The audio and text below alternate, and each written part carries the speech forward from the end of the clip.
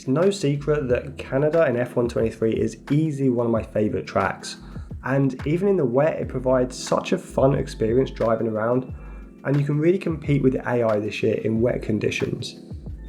For the setup, starting with the aero, I've gone with 25 and 27, which is a relatively large offset between front and rear, but around Canada, through those chicanes, the faster corners, you really want to focus on rear stability, which is why I've gone for a higher rear wing aero. For the transmission, I've gone 50 and 50, which is identical to our dry setup. This is just designed to maximise traction, reduce tyre wear at the rear of the car, help with rotation at slower speeds.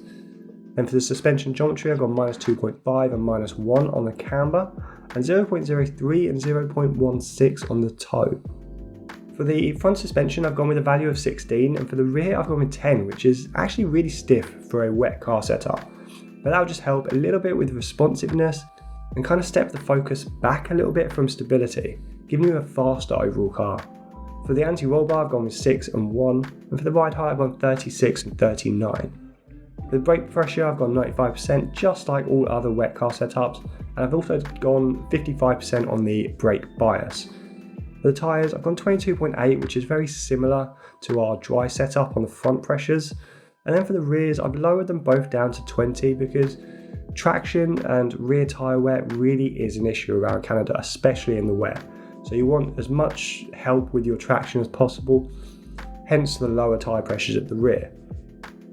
And that'll do it for our Canadian F123 wet car setup. Now, much like Imola, this is a track which quite often sees rain during a race, so you have to be prepared to go into a wet session.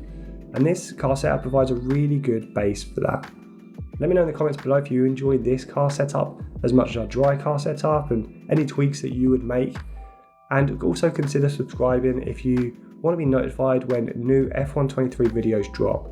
But for now guys, enjoy this setup and I'll see you on track.